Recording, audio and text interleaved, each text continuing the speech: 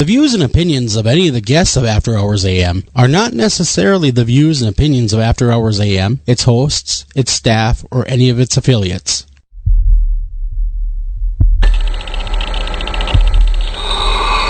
Welcome to the After Hours program.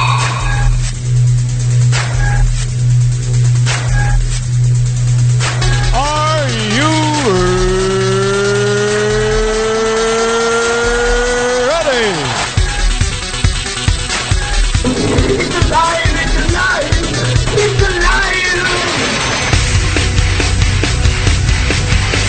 Now broadcasting live from the After Hours AM studio, Joel Sturgis and Eric Olsen.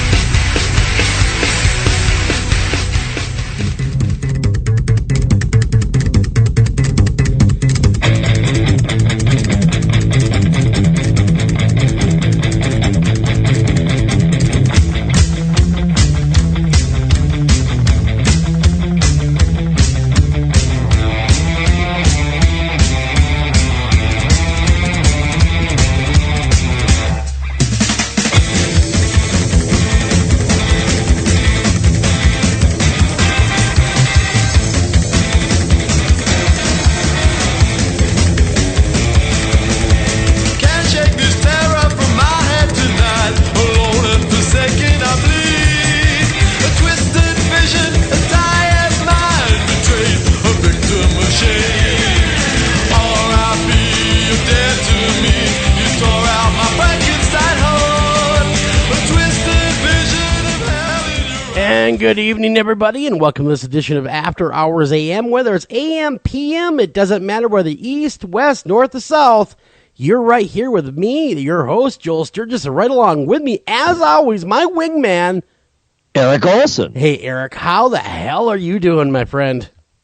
I'm doing okay. You know, we ended up not talking about it last night, which was A-okay, and it was fine. But Sure. It was kind of weighing on me all night. I was thinking about it. I listened to a little bit of the show, and I said, I don't sound exactly right. You don't And- sound. What do you mean you don't sound exactly right? Tell us. I sound a little, just, a little out of sorts, I think. Just not quite right. Anyway, my father-in-law died. So that was... That has been hanging over things, and it's always very complicated. My poor wife is upset, of course, and it looks like she's going to have to be the one to kind of jump in and take care of a bunch of things because there's a lot of loose ends. Yeah. But not that I'm over it, certainly, because I'm not. It just happened a day and a half ago, but I'm much better now, and she seems to be handling it pretty well. And it's hard. It's, obviously life is very difficult. Between the two of us, we've been through an enormous number of various health and family issues over the last couple of years here. It's been a strange period. But nonetheless, I'm actually feeling pretty good. Boy, the weather here in Northeast Ohio, it's so odd. We had snow again today. So it's cold, snowy again today. Yesterday, it was almost 60. Tomorrow, almost 60. Wow. It just Man. hops back and forth. It is so weird. Well, first, I would like to back up just for a second and offer my sincerest condolences to your beautiful wife, Dawn, and let her know that all of our thoughts and prayers are with both you, her, and all the family. And yes, sir, the weather is absolutely nuts. We got 50 degrees coming, and I realize that some listeners, they be think about ripping out the old parkas for 50 degrees, but for us in Minnesota, man, that means a lot, 50 degrees. And so we are celebrating that because it's going to be 50 and sunny without snow. Thank God. We are starting to see that glimmer, that small itty-bitty pinprick glimmer of spring. Well, thank goodness. Yeah, outside, because we got this new dog. I think we've talked about that. We've had him a couple months. You Oh, we did? got him- Yeah. You We got him for Christmas, and oh my, he is taking some effort, I must tell you. I mean, he's charming on the one hand, but yippy and maniacal and bouncing around and torturing the cats Well, that is his constantly. job. On the other hand. Anyway, so I'm out walking the dog, of course, and getting to know the yard very, very well. Almost too well.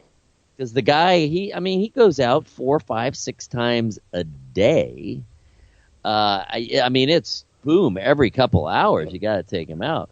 Anyway, so I was looking yesterday when, of course, there was no snow and things were starting to have a little bit of a springy-like feel here in Northeast Ohio. I was looking kind of carefully to see if anything was blooming. Sure. Looked like there's starting to be a couple, the beginning of buds and whatnot. But then, of course, we're out again today and it's snowing and you're trudging through. It snowed a lot. It was, several inches, and we're trudging through it and everything's covered up again. And it's as if you just pulled down a sheet of white and laid it all over everything.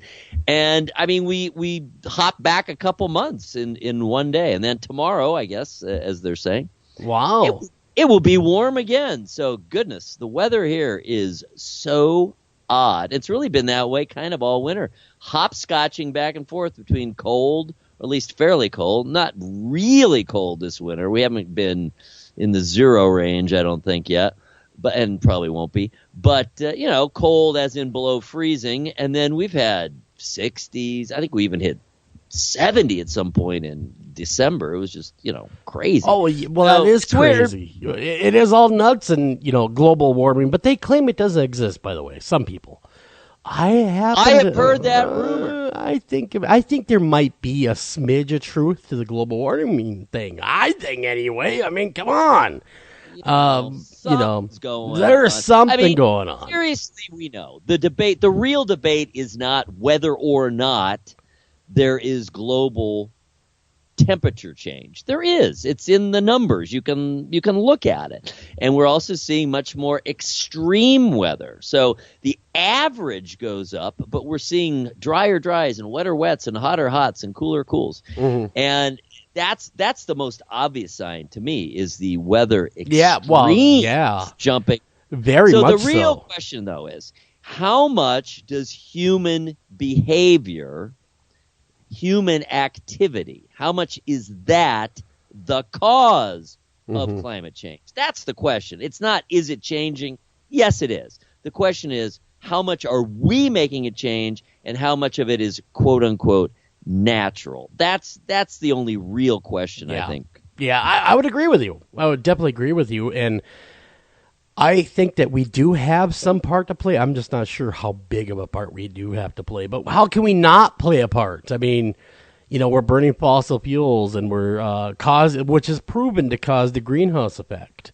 So I do believe that there is some, like I said, I don't know how big of an impact we're actually making, but there's some circumstances that we are creating that'll cause the global warming. Yes, I think that goes without saying. It really comes down to, what degree is human behavior causing it, and then, of course, how much do we have to change? That's the big question. That is the big question, and I think that nobody can come to consensus on that, and that's the biggest problem.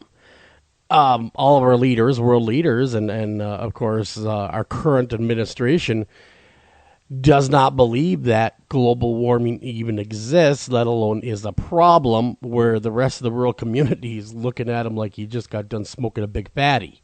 Yeah. What are you talking about? There aren't a whole lot of world leaders left who are poo-pooing the notion of human. No, not a whole lot. Not a whole lot, but we all know who I'm talking about because everything's huge.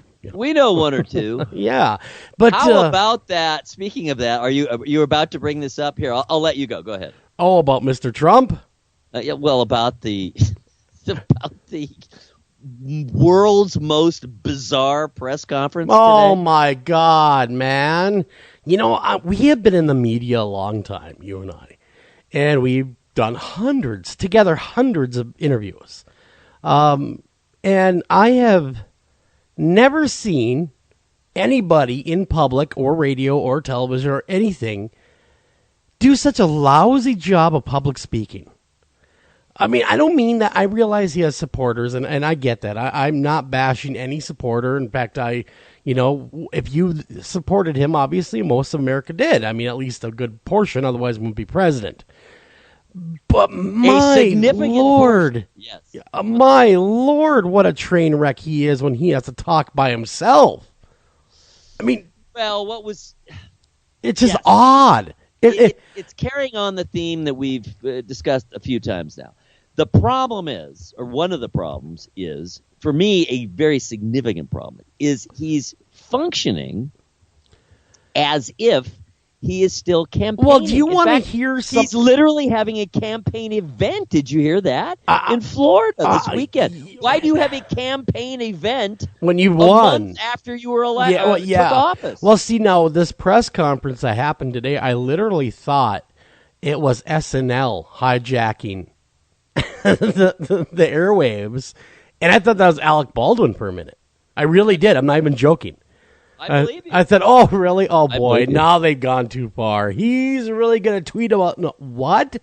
That's him? I know. Oh, boy. Oh, boy. And Alec Baldwin, by the way, does a fantastic job. He sure does. You know, he does it so well, it makes Trump angry. You know, and that's brutal, what's funny. But hilarious. It is very hilarious. But, you know, kind of veering away from the politics because, oh, my Lord, I could go on all night about this. You know, I was, and I don't know if you got a chance to read the article. I had posted from The Richest, it's called, a website called The Richest. 15 people that have solved their own murders from beyond the grave. Yes, I did see that. You know, that's always something that's intrigued me. I mean, you know, you hear it here and there. You hear about people coming back from the grave to point their finger or to say something or somehow bring their killers to justice. And these people are allegedly, at the very least, they are people that did just that. Like the Fred Fisher's ghost, pointed to a field where his body was found. I mean, this guy was missing for a long time. And this happened, of course, this goes back to 1826, when several townspeople in Australia, a town of Campbelltown, and they would see his apparition pointing to the field to show people where his remains were. And in fact, in his honor, even to this day, they have a celebration every year in his honor. This guy's honor that came back from the dead to, you gotta want it. You gotta want it. You know, evidently he wanted justice. And, people would see him and then he'd vanish. Then people would see him again. And it started to make people curious enough, which I would have been curious the first time I saw the dude, but made them curious enough to start to dig around in the field. And they found his murdered body. Wow. Of Fred Fisher. And his friend George eventually confessed that he had hung Fred. And, of course, faced trial and was convicted and was sentenced to life in prison. But, you know, really that's so cool, but so scary at the same time. That you go to the afterlife so angry of what happened that you cannot be at rest.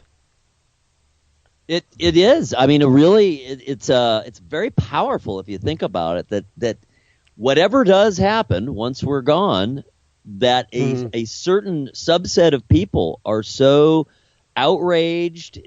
Perhaps on the one hand, I think a lot of it too is seeking relief or seeking closure for people who they care about. I think that's a big part of it. I mean, it's the story of Ghost. Think of the film Ghost. That's exactly what happens. A guy gets murdered, he comes back and he's trying to convey information to his wife, you know, about what happened and that she is also in danger, and trying to convey that and trying to pierce the veil, as it were.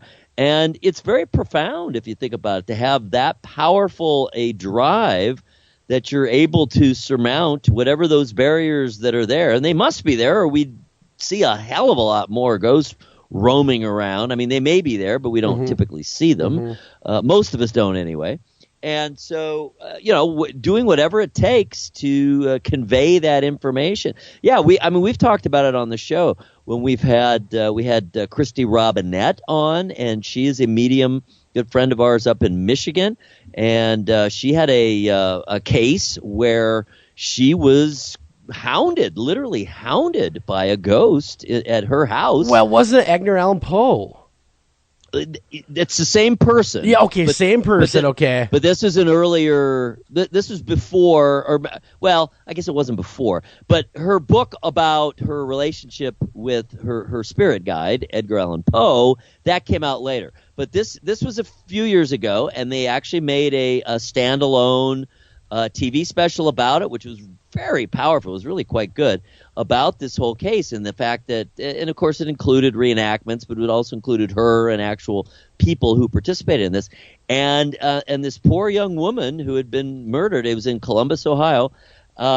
Appeared to her over and over and over and over, and kept trying to convey more and more information, and gradually over the course of, I think it was about a year, so this was going on for really quite a long time, they finally were able to piece together enough information that this woman's spirit was conveying to Christie that they actually found her and were able to figure out who did it and get a conviction. So that's very powerful stuff if you think about it. That really is, and she was a really great guest, you know. And I really loved the Edgar Allan Poe thing, but then I did not hear about this portion of it, that she was being hounded, if you will, by ghosts that wanted their story told, and I wonder if it happens more than we realize. Well, I think it certainly happens with powerful mediums. You know, it happens to Amy Allen. It happens all the time on the Dead Files. I think people who have that kind of relationship with the spirit world, and we've had a number of guests who are mediums of one kind or another, and a fair amount, I think, of what goes on with their relationships are people who are trying, or former people who are trying to convey important information to them. But yeah, this was a few years back, prior to her Edgar Allan Poe book, and and she wrote a book about it, of course, but it was turned into a TV special, very well done and very, very powerful. And by the end of it, there's not a dry eye in the house. Imagine I think what had happened before the case was finally settled. I think the poor girl's mother died, so it just made it that much more poignant. So she never got the closure. Wow, man! We could do the whole show on people that come back from the grave to really, quite honestly, true crime and paranormal intermingle more than people realize. They do. They go together. They really do. Kind of like peanut butter and jelly sometimes. They just kind of go together. And we could do a whole show just about people that have come back from the grave. And one of it's not always the ghost that does it. I mean, Russ Stager's shaky voice in a recording gave his murderous wife away as the headline on this next one. And it says, from the outside looking in, everyone thought that the divorced high school basketball coach Russ Stager hit the jackpot when he met and married pretty Barbara. Barbara, of course, was one of the most beautiful girls in town, but Russ knew better. By that time, he'd already been thinking that she has been not so faithful to him. And so he would record their conversations because she would get quite heated with him and scream at him.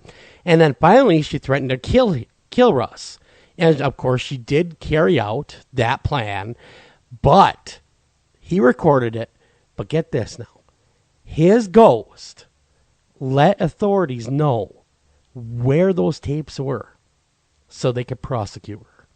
Wow. Think about that. I mean, not even his own words. I mean, it's his own words, but it's from kind of from beyond the grave, but his apparition actually appeared, get this, allegedly appeared in the police station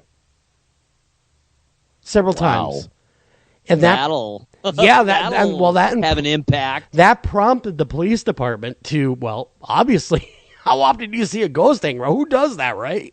Who's going to see a ghost hanging around police department?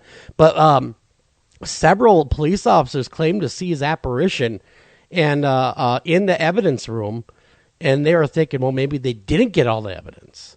And they, lo and behold, they found it in his desk. It was hiding in a secret compartment under his desk. And they found all the tapes and discovered that he had recorded, get this, his own murder. Oh, my goodness. It's right on tape. bizarre. Yeah. So I mean, think about that. It's like frickin', these Facebook Live murders that have been going on lately. Have you heard about some Yeah, of these? well, tell me about that. I did hear that shortly a little bit. What's going on with all that? Well, the most recent one, the one I just saw today, I guess it was, just terrible. There was a 2-year-old, I think, that young, 2 or 3-year-old in Chicago. There have been like 4 children killed just in the last day or two in Chicago. Things do seem to be kind of out of hand there. Anyway, for whatever reason, the environment, someone was running Facebook Live. Yeah. And the murder is actually recorded and was sent out. You're kidding on me. Facebook Live. No, this 2-year-old. Wow. So they're terrible. On Facebook. Yeah. This murder happens. Now, was it audio you heard, or did you actually see the murder go down?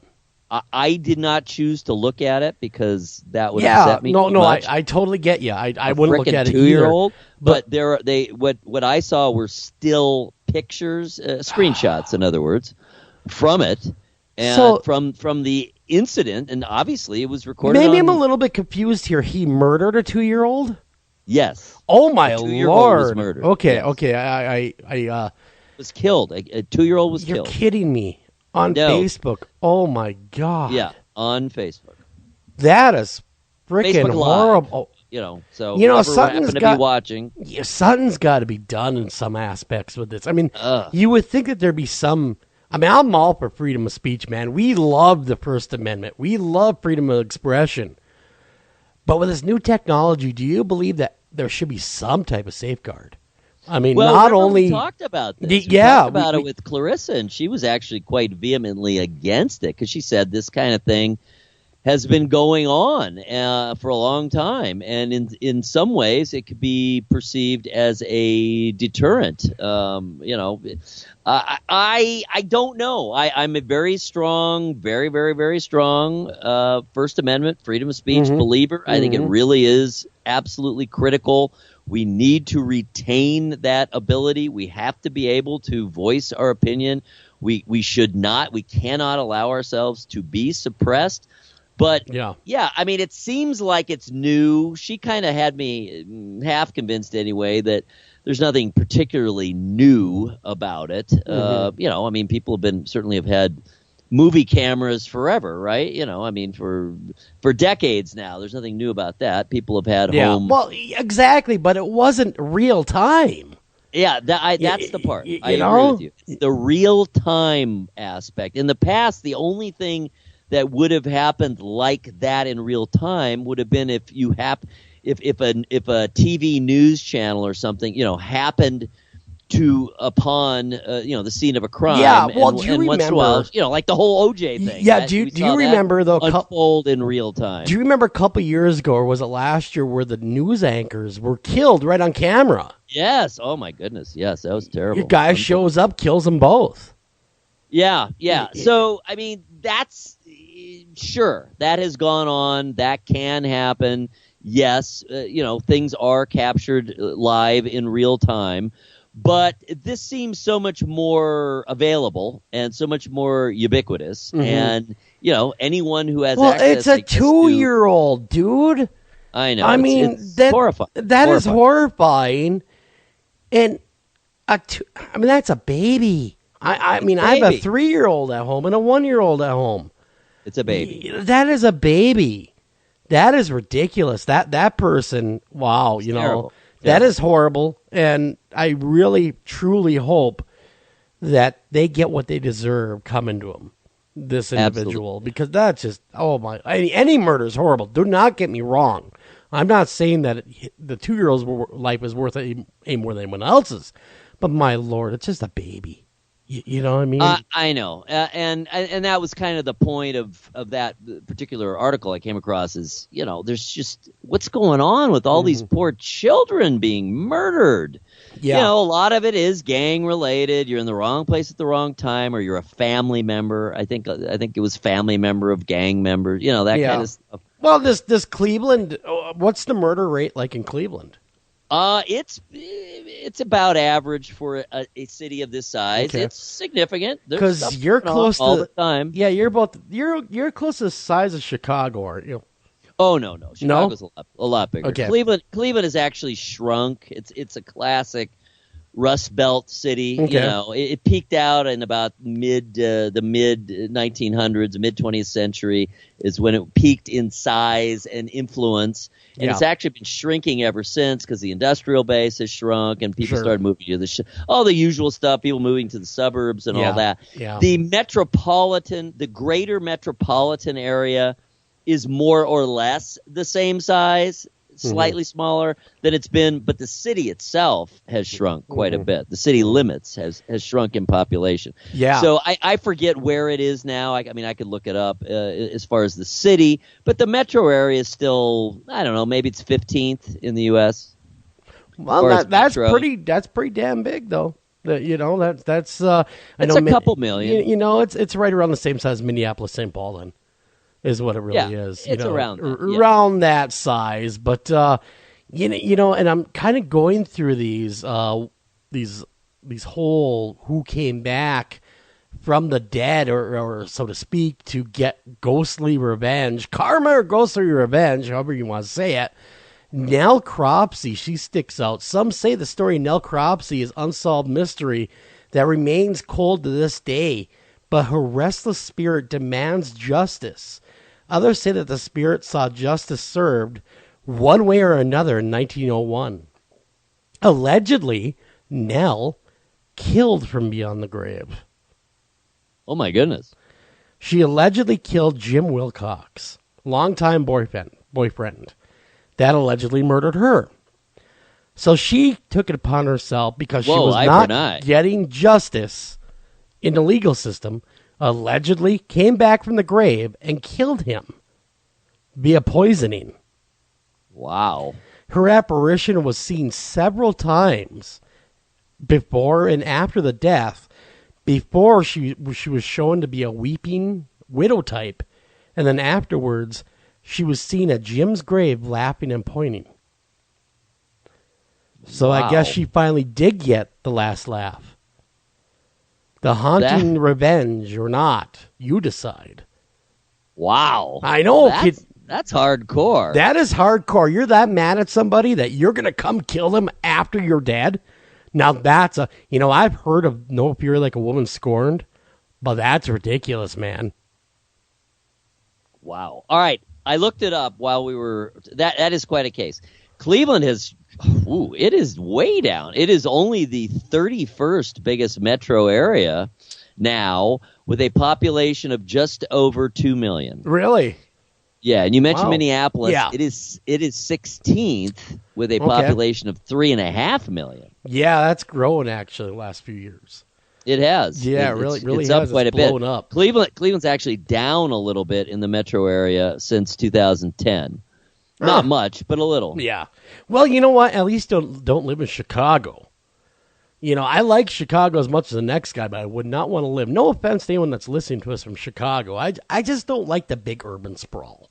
I get a little lost. You know, I'm a small town guy. It's a huge area. It is a very big area. I mean, nice area, steeped with history, especially paranormal history.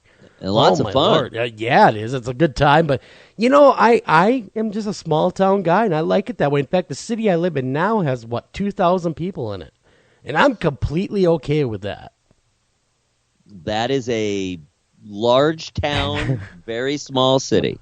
Exactly. But, we got a great show on tap for everyone tonight. We have Steve LaChance come on the show, and, man, he wrote a great new book, Eric. I mean, really blew the lid off of the Exorcist case, of course, about the Exorcist case and the house. And we're going to have him, of course, top of next hour. You're not going to want to miss that at all. And then when we come back here, we got to run the break. I just glanced down. That's why I'm moving along so quick. When we come back here, America's Most Haunted Headlines. You're not going to want to miss that because that's always fun. And, of course, get your computers ready to go to Twitter as we speak. Before we go to the break now, I want you all to go to Twitter and search out @AMHaunted. That'll be us. You follow along now. We'll be right back. You're going to love it. Don't go anywhere. Make sure you hit that like button or follow button wherever you are on social media. Make sure you're with us.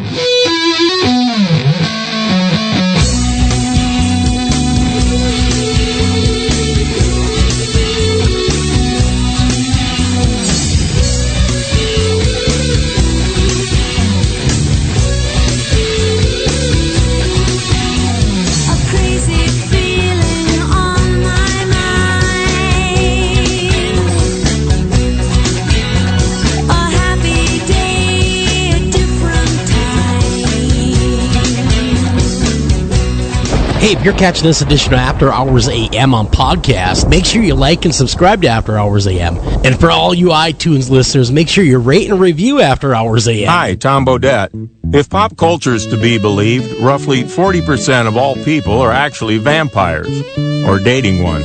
Well, undead or not, you can always save on a clean, comfortable room at Motel 6, even if you sleep during the day because direct sunlight turns you into a pile of sparkly coffee grounds. Speaking of which, we have free coffee every morning. You day sleepers may want to go for the decaf. I'm Tom Bodette, and we'll leave the light on for you. Book online at motel6.com. Hi, I'm Kip Parker. And I'm Charlie Parker. And we're the Parker Brothers. Hey, Charlie, what's missing from our game catalog? I don't know, Kip. Tell me. Well, you can't talk to the dead. You sure as hell can. That's why we got this brand new game called Ouija. Ouija? Well, break that down for me. Well, it's Wii because you're having a great time, and G, it's because G, aren't you having a blast because you're having a good time with the Wii. It looks like it smelled like a Chinaman got caught in there. Don't question it. Well, Ouija, Kip, tell me about it. Well, inside the package comes a flat board with all the letters of the alphabet, numbers from 0 to 9, and a yes-no written out by itself. Well, that sounds like a lot of stuff going on. It's got a lot of stuff going on indeed, Charlie. It also comes with this planchette, which hovers over the letters the dead are trying to tell you. Well, how does that work, Chip? Well, you ask the question, and then the dead move your hands in the direction of the answers. That sounds like a heck of a way to find Grandpa's slave money. Turns out it was in the attic. But the questions don't have to be as serious as slavery. You can also find out if Sally's got a crush on you. The dead like to answer all sorts of trivial questions. Feels like they'd have better things to do with their time, Kip. No, lost souls are lost forever, and they're really glad to help. Well, gee, Kip, can't you just get any sort of board with numbers and letters and talk to the dead? The dead prefer quality like anybody else. Quality you can only find at Parker & Parker. The Ouija board, brought to you by the Parker Brothers, available in both white and colored walworts. Separate but equal savings. Anavar Media LCC is a dedicated team of professionals committed to helping business development scale and protect their websites, mobile applications, enterprise software solutions in the Northeast Ohio area. Locally owned since 2012, our client-centered values truly sets Anavar apart. Contact us today to learn how you can get 25% off your first project. Call them at 234-380-4852. Again, that's 234-380-4852, or visit them at www.anavar.com. Again, that's www.anavar.com. You're listening to After Hours AM, the best in alternative talk radio. Got a question, comment, guest suggestion, or just want to say hi? Contact us at afterhoursam@gmail.com. That's afterhoursam@gmail.com. Want to call the show and be interactive? That's easy. The number is 612-326-6874. Again, the number is 612-326-6874. And thank you for listening. Please, Lord, help me to release this demon!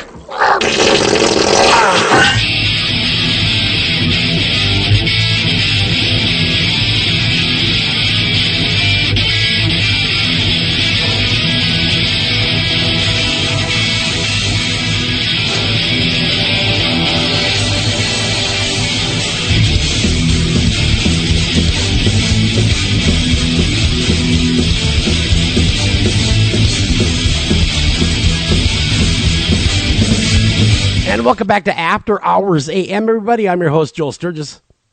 And right along with me, Eric Olsen. And it is time for your America's Most Haunted Headlines. No, just kidding. It's time for the headlines. So everybody, if you are over at Twitter, go over there now and search out AM Haunted and follow along with us. These great headlines. You're not going to want to miss it. And I see some great ones. Whoa, that one looks really scary with that vampire chick. Whoa. Oh, yeah. We got some new horror movies. We're kind of moving into the spring horror fest. We got a couple here that were very highly praised. They made the circuit of the different festivals and did really well. This one is called Voodoo. And it's actually going to be out in theaters next week. And This one is the tale of a sweet and innocent young Southern girl who heads out to L.A. in order to experience the big city. And she also wants to leave some of her leave the baggage of the past behind. But, the past follows her. Oh, they always do, man. The past always comes to get you. So look at that picture. It's creepy. It's in Ghost Hunter, UV, I guess.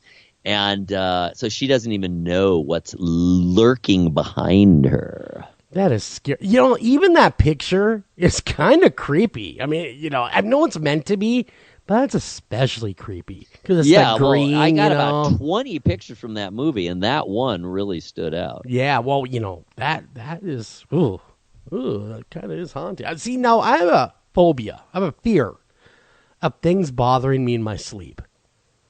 I don't. Because you have no control. You know what I mean? So seeing something like that, and I don't know if I'm the only one out there, but it kind of, whenever I hear about like a sleep paralysis case or the old hag syndrome or shadow people and you're just waking up and there it is, that scares the hell out of me because you're most vulnerable. And, and every time we talk to a guest that has something like that and they talk about that, it always makes it go, oh, man, don't talk to me about that because I want to be able to sleep. And, man. Well, anyhow, me getting past my phobia here for a minute, it looks like to be a really good movie, and I'm looking forward to watching it. Yeah, it's going to be out in theaters. It's doing a quick tour of featured theaters starting, I think, tomorrow, actually, and then we'll be out in wide release by, I think, next weekend. Also be on video on demand and the like. So that one is called Voodoo with a capital D. Ooh, looks good. What kind of voodoo do you do? The next one, boy, this one's even getting more praise. This one they say is absolutely, they make no bones about it, inspired by John Carpenter. It's called The Void, and supposedly it's a really shocking, gory, but really well done creature feature, and it will be hitting theaters and all the usual demand and whatnot in March. It's called The Void. Mm-hmm. The Void. Wow. Man. Yeah, so it got a really, really good reviews out of a number of festivals, horror festivals, and the like. The Void. Now that is, of course, John Carpenter. Well, it's not him. No, it's not. Inspired. Oh, inspired. Okay. Sorry about that. Because I was just reading some of this as you're reading or telling me about it. Reading some of the comments about the movie, and it's really scary. I mean, it's kind of like a creature feature, like you're saying. And it delivers according to Eli Roth and all the other guys. They're aficionados in horror. They say it's one to not miss. Yeah, it looks like it. It is wild, and it comes from the exec producer of The Witch. So this sounds like it's in the entirely opposite direction in terms of horror movies, because The Witch was mostly atmospheric, and it was all about the anticipation and the brooding and waiting for whatever is going to happen and setting up that mood and that tone, whereas this one looks like it is balls out. Mm-hmm. Wow, man.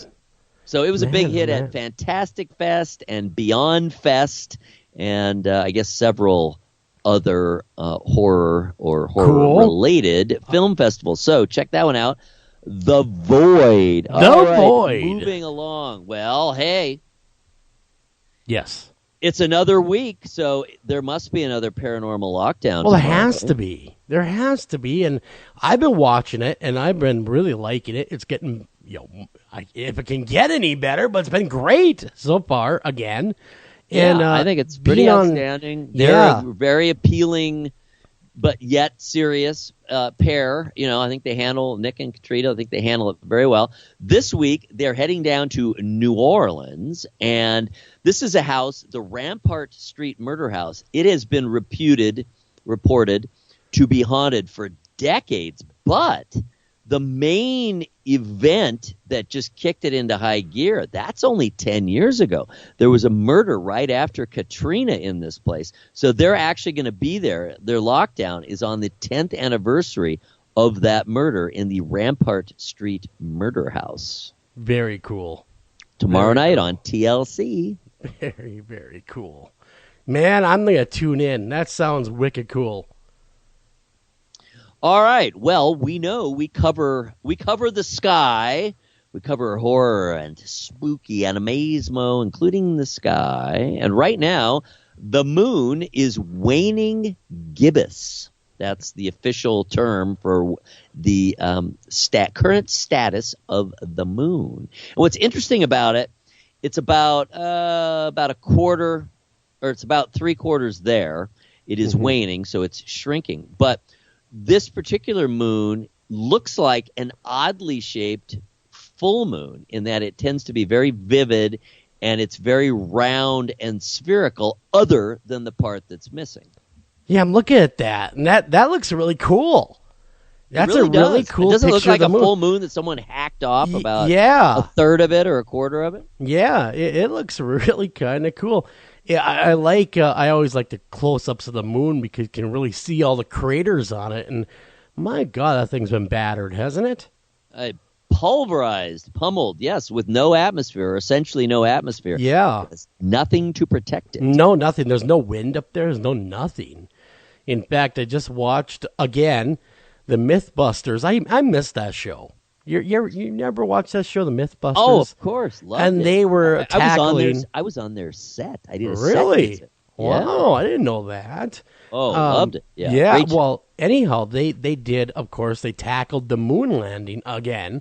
And the listeners, or viewers rather, really were convinced that the flag is moving because of wind, and they debunked that because in a zero atmosphere, the flag will always stay upright because there's nothing playing on it. So it's going to be neutral, natural, and stick out there. You know, it's going to keep going out. And in fact, and they put a rod through it, of course, the moon landing people, and they claim that it was a false landing, and they debunked it. And no, they were on the moon, and they proved it, and they showed why. And I really enjoyed that show, and I did hear they may be making a comeback.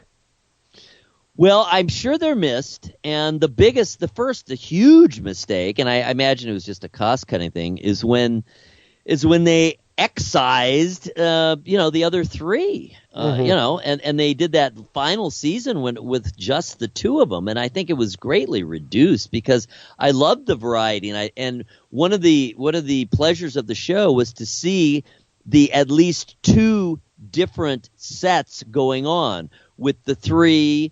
The build team, they called them, and then then the original two. I'm not thinking of anyone's name because I haven't watched it now for a while. Yeah, but they were off doing something similar, usually covering the same topic, though not always, but different aspects of it. And I love that, and just seeing the different personalities. I liked all five of them. So it was. I think that was the beginning of the end, although I imagine they already knew that they were going to wrap the show when going into that final season, they cut it down just to the original two. Yeah, well, yeah, because it really shrunk, of course, and everyone saw that coming, and it really, I don't want to say tanked when they got rid of the other three, but it was nowhere near.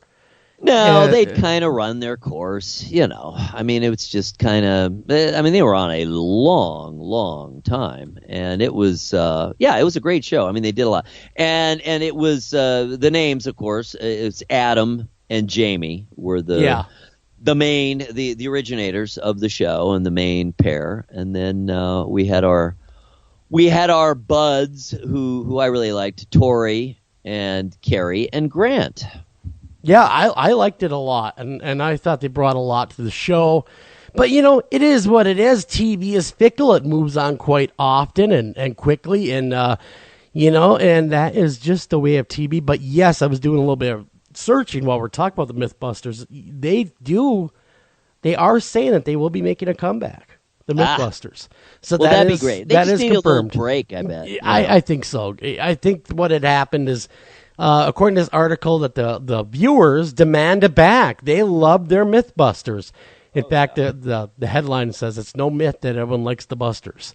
And they would like to see the whole group come back. Not just the two mains, but the whole is an entirety.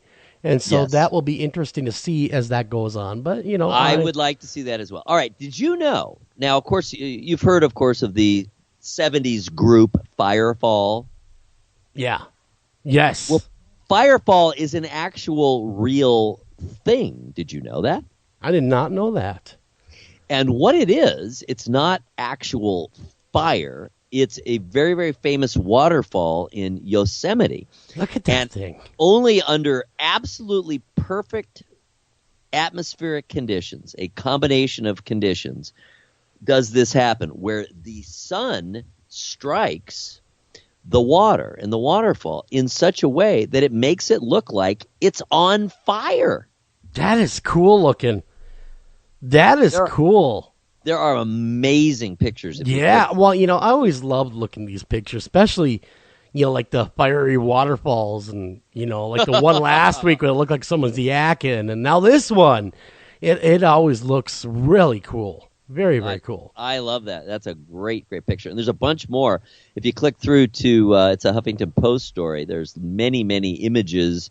Lots of people witnessed it and took the pictures. And I guess this year is just particularly amazing and vivid, even more than usual. Did you know, you probably knew that Winston Churchill, besides, of course, being one of the great prime ministers, wartime leader of the UK, of course, and half American. Did you know that he's half American? I did not know that. I did not know that. His mother was American. But boy, has he ever quoted. Winston Churchill has to be one of the most quoted people around. Besides being a statesman, and a politician and a wartime leader, he was also a great and very prolific writer. And they just found, this had never been published, they found an essay he wrote in 1939 that argues in favor of the probability of the existence of alien life form in the universe. Very interesting.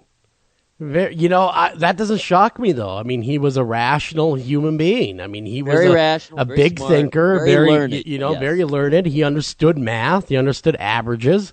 And to have a giant universe with nothing in it kind of doesn't make sense to have a universe with nothing in it. Exactly. And that was part of his argument. And he was very kind of cutting edge. He was good friends with, and he actually created the position for the first time in England or UK of a science advisor, and his good friend was a physicist and became the first science advisor. So he was very, very scientifically oriented and promoted it and fostered it. And, of course, having a war going on didn't hurt in terms of having a reason to develop science and technology. But, yeah. He was a great writer, historian. And this is a very interesting essay that he wrote in 1939. All right. Have you heard this? It just strikes me as bizarre, and I can't even imagine really what they're going to do with it. Have you heard? This just came out today, I guess. They are announcing much ahead of what they did for season 6. But for season 7, Ryan Murphy, the creator, announced what season 7 of American Horror Story will be about. What's it going to be about this time?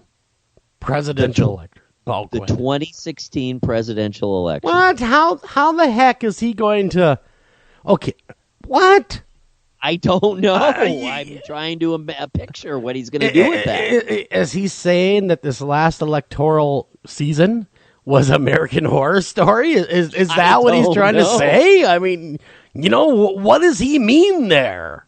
I don't know, but there's a lot of information. There's a review, pulling all of this out of some interviews that he did on the Hollywood Reporter. So there's plenty of information here, and he doesn't give all that much away, I'm sure, but he is not shying away from saying what it will be about. This was on a appearance on Watch What Happens Live with Andy Cohen.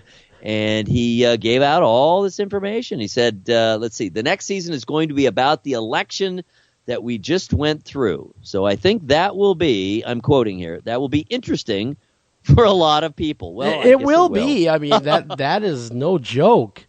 I'm just curious how he's going to pull it off. And, how he's going to frame it. I mean, how is he going to set it up? What will the horror aspect be? That we don't know. Yeah. What is that going to be? Because, geez, All right. I'll just have to watch it before I make judgment because I'm not sure what angle he's going to take because I don't recall anyone dying during the election. Well, right. It's hard to know, but it will certainly be interesting. That is for sure. All right, next one. We've talked about this before as well, but it keeps coming up. There's a bunch of people out there, especially very wealthy people, who are very concerned about aging and who feel that death is essentially a problem that can be hacked. Really? Really good article in the New Republic that kind of summarizes what's going on in the field, what people are doing, and how they're trying to address this issue, and of course, greatly prolong life. Wow, that'll be interesting. That if they can hack death and make it so you could essentially live 200 years, 300 years, 400 years. Possibly. Yes. Yeah, I mean, wow. I mean, well, first off, this place would be way overcrowded. I'm just saying. That'd be too many people. Very too many people. Issue. I mean, no kidding. We're already seeing the effects. And when you start messing with the natural order of things, we've seen nature push back when people mess with nature. Right. I mean, you start messing with the natural order of life and death because it's essential that we have that on this earth. If we did not, we would not, it'd be overcrowded and whatever. But it'll be interesting. I do not believe that they will be able to really hack death because death happens to everybody. Death and taxes, two sure things in life. I don't see it. Now, actually, Eric, to be honest, I don't want to see it happen. Well, it does seem it would bring up a number of issues. And these are issues that have been addressed all throughout the history of art and literature, where if you are granted, be careful what you wish for because you may get it.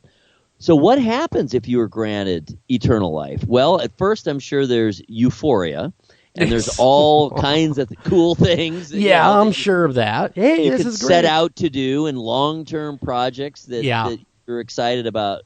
But, obviously at some point you would think boredom would come in, and, how is morality? How are your morals affected by the fact that you don't die? I mean, it's the vampire. Do we have the right? If you're a believer in God, which I am, do we have the right to meddle in God's work? Well, there are those who would say we've been meddling in God's work, ever since the invention of any kind of medical treatment. I mean, anytime you treat something, anytime you change. Yeah, true. I mean, I get you. I mean, I get that argument. I whatever do. the case may be, anytime you address it and change it, you are. So it really, I think it's a matter of degrees, but this would be an extreme degree. Part of the argument or part of the discussion here is this whole idea of transhumanism, where you're actually you don't continue on in your body, but your entire personality. Okay, if you had an option to do that, upload it. Would you do that, Eric? I don't know. That sounds like a very reduced. Where you basically, you became a computer program. Exactly. And you just sat there waiting to be turned on. Whatever. Click on me. Come on. Click on me. They're claiming that, in essence, it would just be the most extreme form of virtual reality. There's plenty of serious scientists who say our universe as it is now may be a computer program in some extremely advanced civilization's arsenal. Millions of years. Possibly our own. Well, if that is true, a million years in the future. Think about what if humans last a million years. Think of the things we will be able to do. So what? I mean, you can't even imagine it. What you are saying that there is a theory out there, that we are indeed trapped in a video game, so to speak. The entire universe. The entire universe is nothing but a virtual reality video game. to some advanced race. Extraordinarily well, they should really make my life better then. You know, come on, guys. Come on. Level me up. You know? That really pick it apart and parse the argument. It really isn't particularly different. The consequences are not particularly different than if there's a God. You see what I'm saying? True, but I'd like to think that I am more than someone's amusement. A simulation. A simulation of an individual, I would hope, and I do not, you know, I don't believe it, or at least I don't want to believe it, because I am conscious. I do think for myself. Yes. Unless... You think we do. Unless we're advanced AI. Exactly. Unless... we'd have no way of knowing. Wait a minute. Unless the Terminators are coming. Think Exactly. about that. Think about that. John Connor, if you're listening, save us all, man. Save us all. Think about it. There are many ramifications. If, in fact, it's all one big, enormous, advanced computer simulation, then time travel would be possible. True. I mean, who knows? We could just be someone's cosmic ant farm. You know what I mean? We could just be nothing more than an ant farm on the shelf. You know, it's fun to watch, but, you know, watch the ants squirm and look at them work for no really good reason. Yeah, man, that's mind-blowing. That really is. It is mind-blowing, and there is much to ponder, but that's a very interesting article. It's in the New Republic, typically a political publication, but they do other things too. And basically the question is death a problem that can be hacked? All right, real interesting. We only have a minute or two here, but getting into our wheelhouse, very interesting video from Two Crows Paranormal, and that includes very well-known paranormal investigator David Weatherly. And they investigated the Ripley's Believe It or Not Museum in Florida. And one of the objects there, they found all kinds of paranormal activity, but the most active of all was an African executioner's table. And there was an actual apparition of what appeared to be a victim who sort of leaned over this table, which was a beheading table, essentially. Yeah. And then walked away minus his head. Say that again now. There's a guy... An apparition right next to this round table that you can see in the picture here. And so this figure appeared. Then he kind of bent over the table, which would have been the, of course, execution position. Yes. And then he strolled away, this apparition did, minus his head. What the hell? Yes. Don't lose your head over the small stuff. Come on. Exactly. Wow. That is, you know, I've heard a lot of strange Ripley's Believe It or Not stuff out there, but that's right up there. That's way up there. Creepy. So if you click through from the post, and this is the one in Panama City, Florida, by the way, the Ripley's Believe It or Not Museum, because there is more than one. Well, yeah. Yeah. And there are pictures of this table, this African execution table, and then there is the video, so you can check it out for yourself. Pretty interesting. One other quick ghost tale here. There have been many reports, including recently. This has been going on for decades, but there's been a cluster again of reports. Ghost of a mid-20th century Douglas Dakota aircraft, and there was one that crashed in this area in the UK called the Peak District.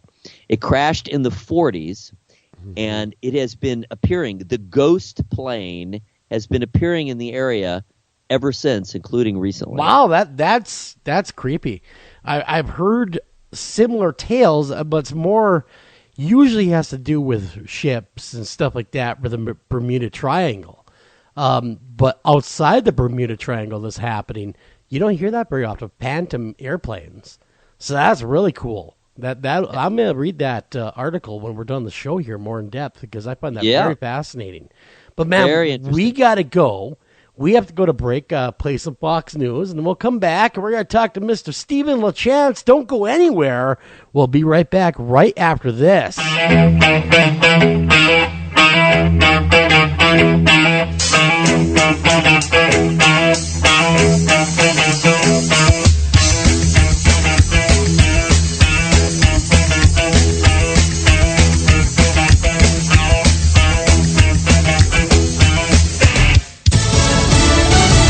Fox News Radio, I'm Kathleen Maloney. President Trump says nobody should be surprised by his executive orders. Each of these actions is a promise I made to the American people. At a lengthy White House press conference, the president also announcing that he will issue a new order on immigration next week rather than fighting his original travel ban on immigrants from 7 countries in a federal appeals court. At that same news conference, the president again defended the national security advisor he fired. President Trump insisted that he asked Michael Flynn, his now former national security advisor, to resign because of Flynn's misleading statements to Vice President Mike Pence. But he said that the leaks from the intelligence community were what most upset him. What was wrong was the way that other people, including yourselves in this room, were given that information. The president denied that he told Flynn to discuss sanctions with the Russian official and said he has no knowledge of any members of his campaign staff talking to Russians prior to the election. The president spent much of the press conference berating what he called fake news. Fox's John Decker at the White House. A possible choice to replace Flynn as national security advisor may not want the job. The Financial Times is reporting that retired Vice Admiral Robert Harward has turned down the offer. Democrats in the House and Senate are demanding answers about any contact between the Trump administration and Russia. If the Intelligence Committee investigation is not proceeding to unearth the entire truth, we will seek alternatives, tools, and structures to get to the truth. Senate Minority Leader Chuck Schumer. Mick Mulvaney has been sworn in as the director of the White House Budget Office. Mulvaney was a Republican congressman from South Carolina, known for being a staunch conservative. A confirmation vote for Scott Pruitt as EPA administration set for tomorrow. Fox News Radio, fair and balanced.org. A man involved with the San Bernardino terror attack appears in court. Enrique Marquez, the only person charged with a direct link to the 2015 San Bernardino terror attack, pled guilty in federal court on Thursday. Marquez appeared in a white jumpsuit. His hands and feet were chained, and he appeared to choke up when being escorted out of the courtroom. Marquez admitted to buying and providing the 2 assault rifles used in the attack by Saeed Farouk and Tashfeen Malik. Victims' family members became emotional during Marquez's appearance. Sierra Claiborne's father, Gregory, questioned out loud why Marquez was not facing life in prison. He faces a maximum 25 years behind bars and will be sentenced in August. Will Carr, Fox News. The United Auto Workers Union is preparing an ad campaign urging people to buy American-made vehicles. It's hoping to tap into heightened feelings of nationalism after President Trump's election win. Former President Obama returns home to Chicago for the first time since leaving office. The former president spent time here at the University of Chicago, where he paid a visit with civic leaders and former advisors to map out the plans for his presidential library in Chicago's Jackson Park. He assured us that we will see him more often, more like once or twice a month, and that there's no other priority higher than making sure that this center gets built. Community leader Tory Barrett, Mr. Obama, is also laying the groundwork for a massive fundraising drive to raise hundreds of millions of dollars for his center, a museum, library, and event complex. In Chicago, Jeff Manasso, Fox News. Colorado is close to becoming the first state with licensed pot clubs. Denver officials are working on regulations to open a 1-year pilot of bring-your-own marijuana clubs. State lawmakers also expected to consider measures to allow either marijuana tasting rooms or smoke-friendly clubs like cigar bars. I'm Kathleen Maloney, Fox News Radio.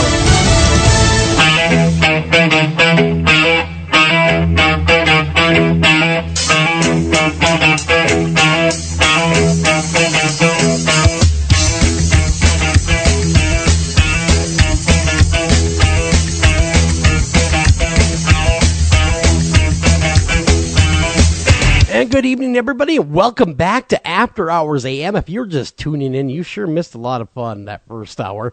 We talked about ghosts coming back from the grave to point the finger at who was guilty for killing them, and, of course, America's Most Haunted Headlines. So if you're just tuning in, you can go over to iHeartRadio. You can go to a lot of different venues and catch this on podcast when it's all done. So don't forget that. And if you're over at iTunes, make sure you rate and review us over there and help us raise the old rankings over there, because that's always a big help. But we got great guests tonight, don't we, Eric? Oh, we do. And we were just schooled as to the actual appropriate pronunciation of his magical name. One of the most disturbing, influential, and famous cases of demonic possession in America. The story of possessed child Roland Doe was immortalized in the groundbreaking novel and film The Exorcist. Much has been written about the case, but the truth has been elusive until now, with the publication of Steven LaChance's Love that. Moving to Canada. Love it. Confrontation with Evil, an in-depth review of the 1949 possession that inspired The Exorcist. The longest subtitle on record, my friends. I didn't do it. I didn't do that. That is one hell of a subtitle. All right, we are not going to go into details yet about the book, because we are going to discuss that with Steven himself. But for those of you who do not know, Steven LaChance, or AKA in America, Steven LaChance, lived through what some call the most violent haunting case in history.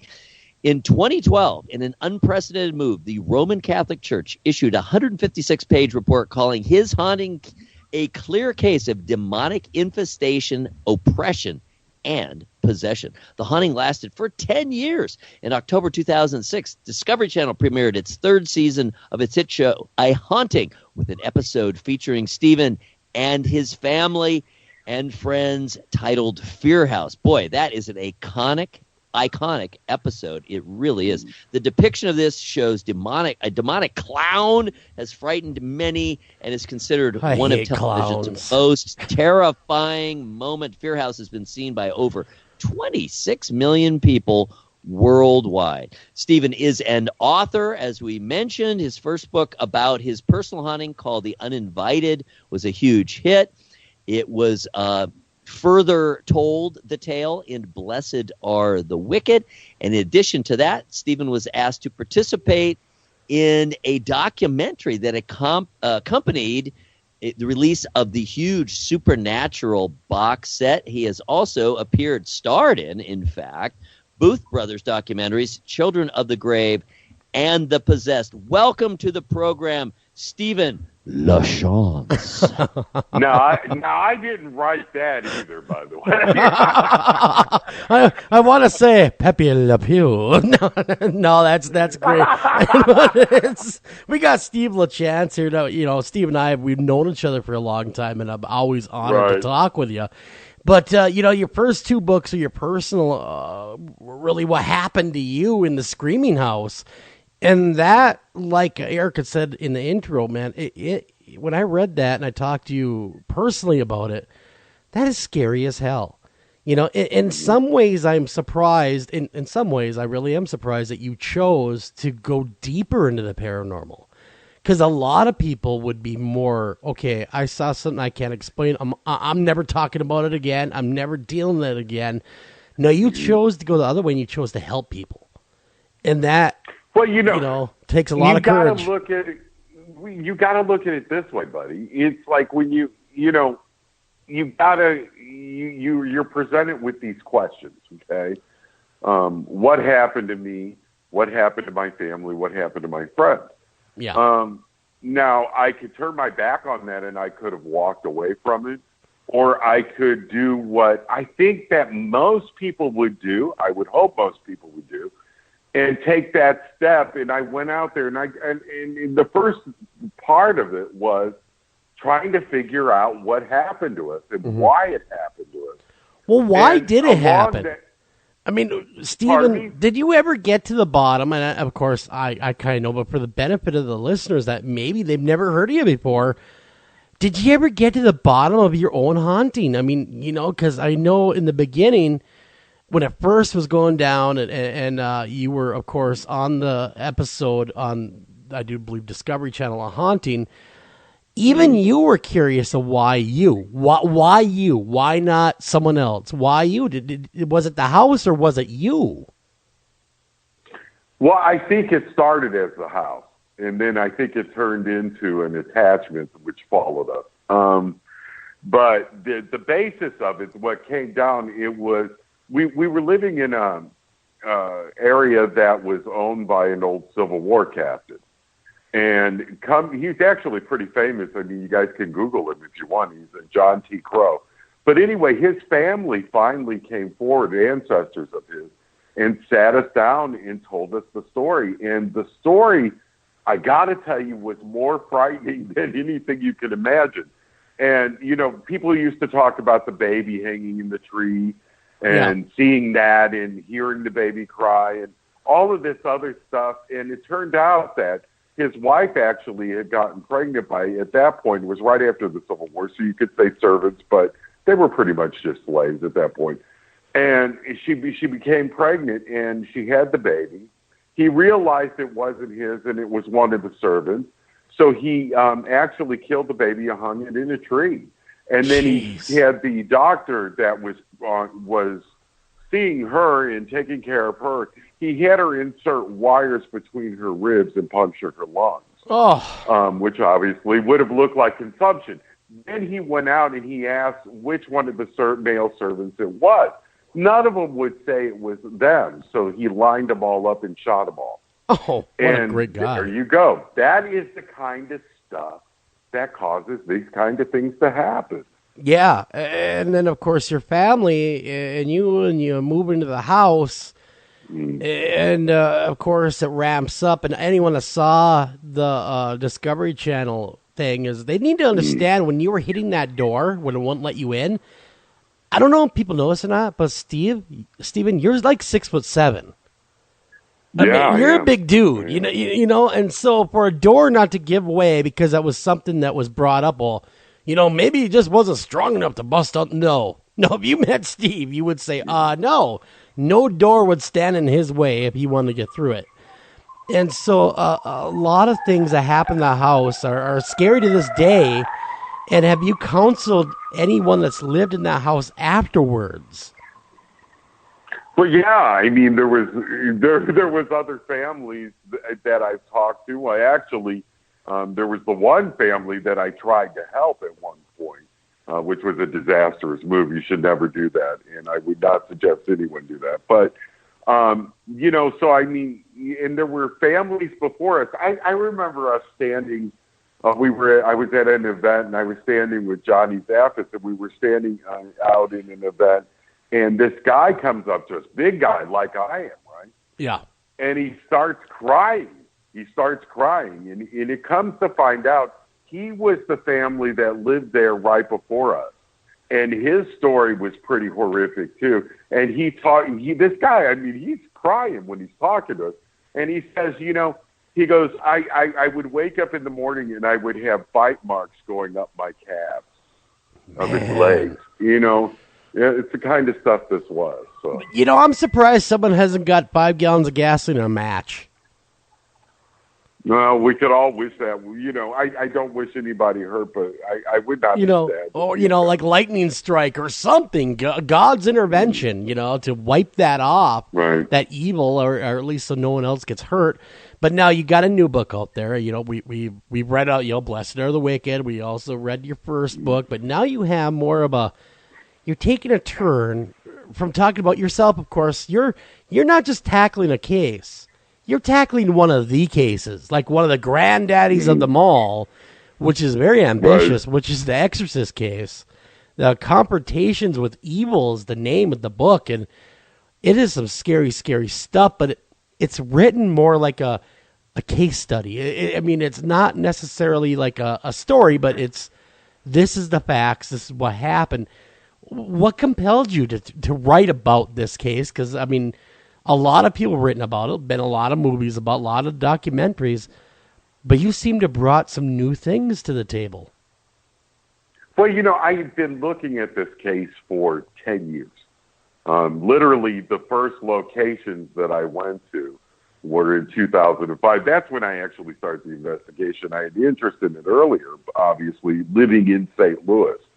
When I was seeing the documentaries come out and I was seeing a lot of the different things being done, it never sat well with me. And I think what it was growing up here, becomes kind of a part of your history as well as the city's history, because people are always talking about it. And so there's a tremendous amount of urban legend surrounding it, and obviously the sensationalism and the hype. But, after living through what I went through, I went looking for those answers. And one of the obvious places that I thought to look was a case that was really well known, right? Yeah. And so I started looking at that case. But what it showed me, and it took years to do this, and what it showed me was, as I looked at it from a point of view of these cases usually work in very much the same way. What walks like a duck and talks like a duck is usually a duck. Sure. So I'm looking at it and I see something that there is things that are not ever being shared about it. And I had been to some locations and such too, which I don't want to give away on the show because I want people to read the book. Well, exactly. But, we don't want to give away the story here. I don't want to give too much, but so one of the first places that I went to was one of the, I thought, well, I've done a lot of research on this. Now, where am I going to go that's where I could say, okay, this is, because there's a lot of interviews out there of different people. And I thought, well, I want something that's going to tell me this is the definitive, this is the way it is. This is what happened. And so I found Father Bishop's diary. Now, Father Bishop's diary, believe it or not, it's not like others have said, like it's the secret diary that's just been uncovered. It's been out there for years. Yeah. You can go to the internet. You can read the diary yourself. Yeah. It's no big deal. So, but the point of the diary that you have to keep in mind is that it was written with the intent of never being made public. It was an internal history or document within the church that wasn't meant for public consumption. That makes this document very, very important and probably the most reliable document to look at when you're talking about the exorcism. Because it actually goes day by day. I mean, it gives you a pre-case history and then goes day by day. It's very interesting when you get into it, but not only that, is when I got into the diary, I started to see things that people, and I don't know if it was, me coming from my background, or people were looking for just the scare to scare people, or people were looking for the Exorcist. They were looking for Reagan McNeil rather than Roland Doe. Yeah. Because there is a very big difference between the two. One is a monster in a monster movie, and the other is a human, a boy that went through very human things, that had this experience, and I think it's some injustice has been done to him because this story has never been told properly. But you get into the diary and you start looking at it, and you start seeing there are definite things in there that tell us exactly what happened to him. Well, I got to ask, ask, not what we've been told. Stephen, I got to ask you, do you believe the case? Do you believe this was actually demon possession? Do you believe it was mental illness or some other illness? Do you really believe let me put it this way. If I tell you what he did later in life, you will understand it was a mental illness. This man went on to be a rocket scientist at NASA. Wow. Okay, I did not know that. I did not know that he went on to become a rocket scientist. Knowing his history and what he became tells you a lot, because he had to pass a lot of psychological screenings. He had the highest clearance you could get at NASA. Now, what does that tell you? That tells you that this was not mental illness. There was something going on. It started and it stopped. And they were able to take care of it. There was over 48 eyewitnesses to this event. This was not just one or two people that saw this. 48 eyewitnesses to this event at different points along the line. Now, has there been, to the victim, has there been any stigma attached to him throughout his life, or was he able to live, or I'm sure he's still alive, isn't he? If I remember correctly, he's still alive. He's in his 70s. What's interesting about that is he's always said, and I think part of this might be for the fact that he was trying to protect himself, because he's always said, I don't remember anything about that time. Mm-hmm. And that could be a protection. It could be post-traumatic stress. It could be a number of things. But, he claims that he doesn't remember anything of it. And so he went on to live a pretty normal life. Mm-hmm. I think there, the weight of, knowing different people that have lived through these things. I mean, my friend Christopher Quarantino lived through Amityville. What that was like growing up as the Amityville boy. I imagine that was much the same. And somebody the other day said, well, The Exorcist didn't come out to the book 69 and the movie 73. And I'm like, well, right after the exorcism happened, the article started, by the way. As soon as he went back to Maryland, they were putting out articles about the possessed boy. He was the possessed boy from that moment on. I mean, can you imagine what it would be like to live your life that way? Well, yeah. I mean, I could only imagine the ridicule and the stigma and people looking at you. You're the one. You're the guy. You're the incarnation of evil. I could imagine all the things that people would throw his way, and so that would explain why in the movie they turn her into a girl. They don't give a real name. I mean, obviously that was all meant to protect him. It was meant to protect him in a lot of ways. And by the way, when you read the book, I use the name that is given to him in the reports by the priest. Okay. I never use his real name. And I thought I did that out of respect, by the way. I could have. Yeah. I know it.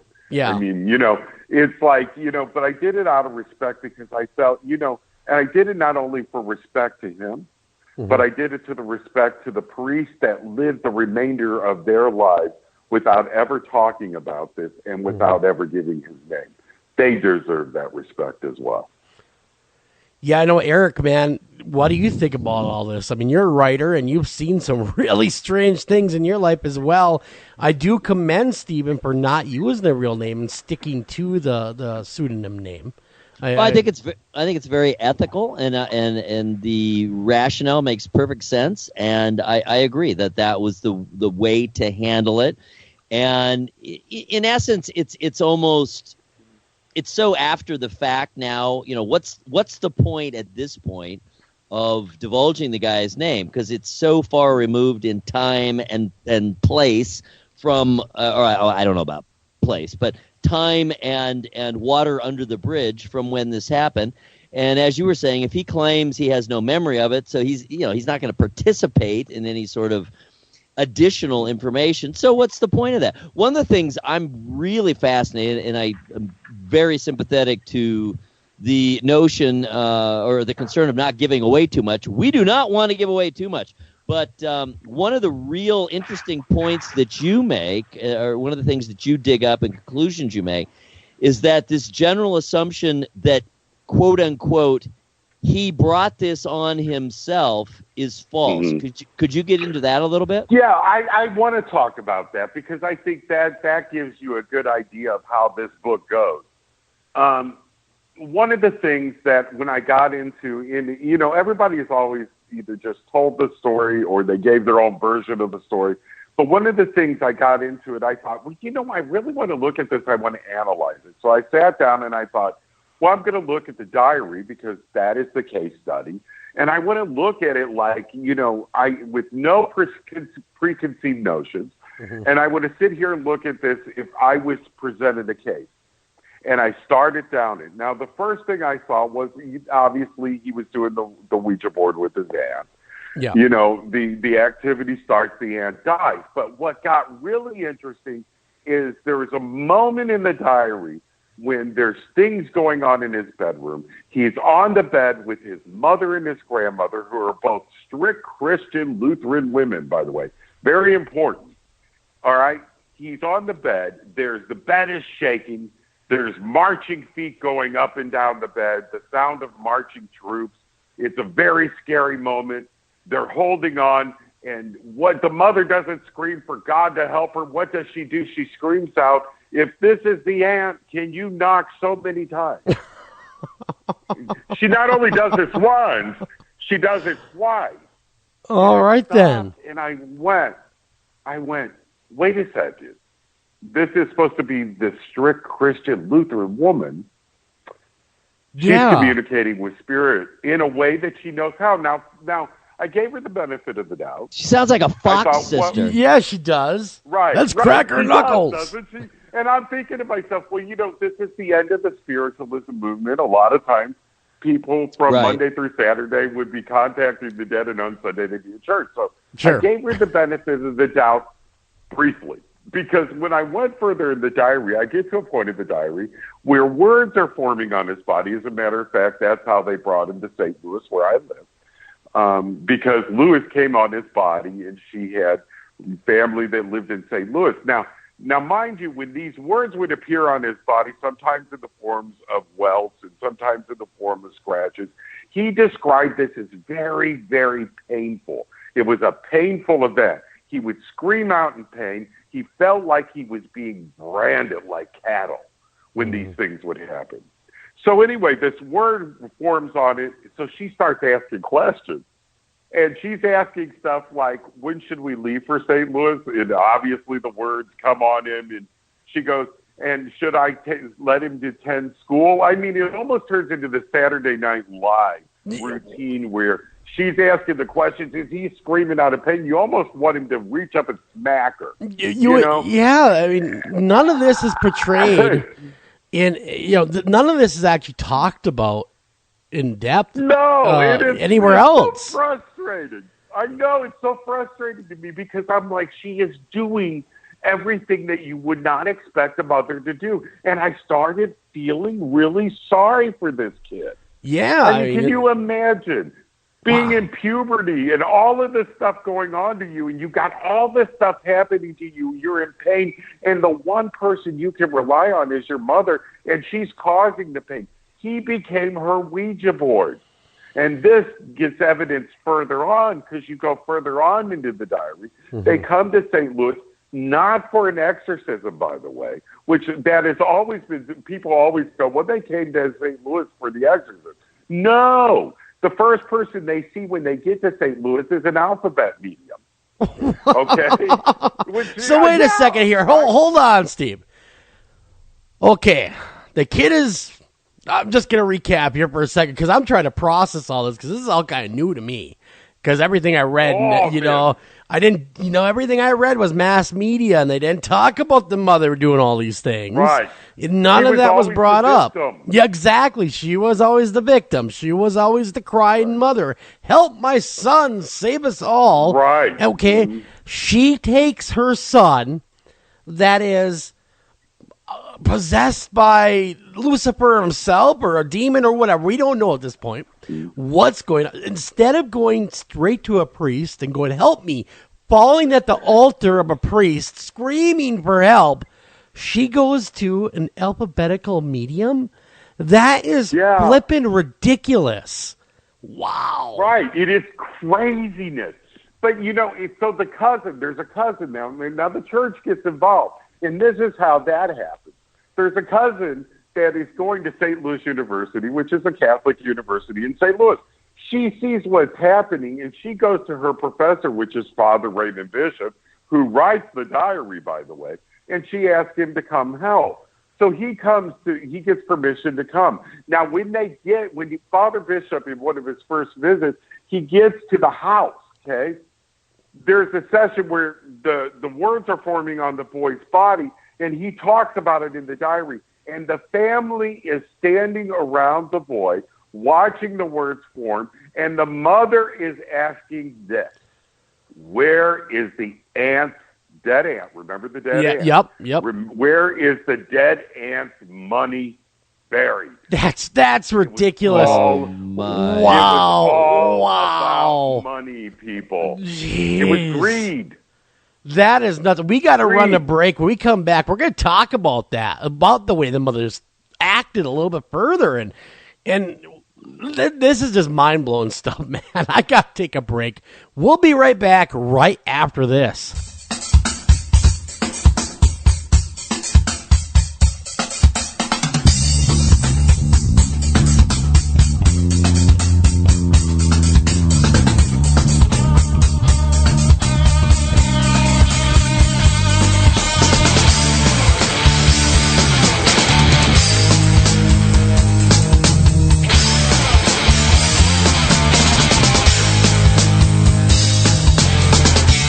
Hey, if you're catching this edition of After Hours AM on podcast, make sure you like and subscribe to After Hours AM. And for all you iTunes listeners, make sure you rate and review After Hours AM. Hi, Tom Bodette.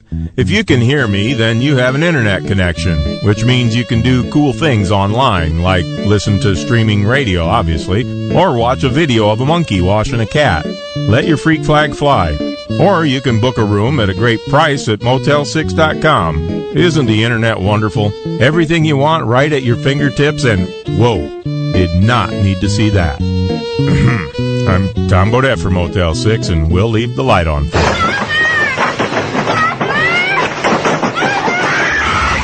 In 1999, The Exorcist was voted the scariest movie of all time. Your daughter doesn't say she's a demon. She says she's the devil himself. Entertainment Weekly calls it the most viscerally harrowing movie ever made. That thing upstairs isn't my daughter. The most electrifying movie of the 20th century is now coming back to theaters. Where's Reagan? In here with us. Author William Peter Blatty and director William Friedkin have created an expanded, thrilling new version of The Exorcist with footage that has never been seen before. She needs a priest. I cast you out! Don't miss The Exorcist in the version you've never seen. Possessing theaters everywhere. Rated R, under 17, not admitted without parent. Anavar Media LCC is a dedicated team of professionals committed to helping business development scale and protect their websites, mobile applications, enterprise software solutions in the Northeast Ohio area. Locally owned since 2012, our client-centered values truly sets Anavar apart. Contact us today to learn how you can get 25% off your first project. Call them at 234-380-4852. Again, that's 234-380-4852, or visit them at www.anavar.com. Again, that's www.anavar.com. You're listening to After Hours AM, the best in alternative talk radio. Got a question, comment, guest suggestion, or just want to say hi? Contact us at afterhoursam@gmail.com. That's afterhoursam@gmail.com. Want to call the show and be interactive? That's easy. The number is 612-326-6874. Again, the number is 612-326-6874. And thank you for listening. This is the latest disclosure in a report from National Civil Defense Headquarters in Washington. It has been established that persons who have recently died have been returning to life and committing acts of murder. A widespread investigation of reports from funeral homes, morgues, and hospitals has concluded that the unburied dead are coming back to life and seeking human victims.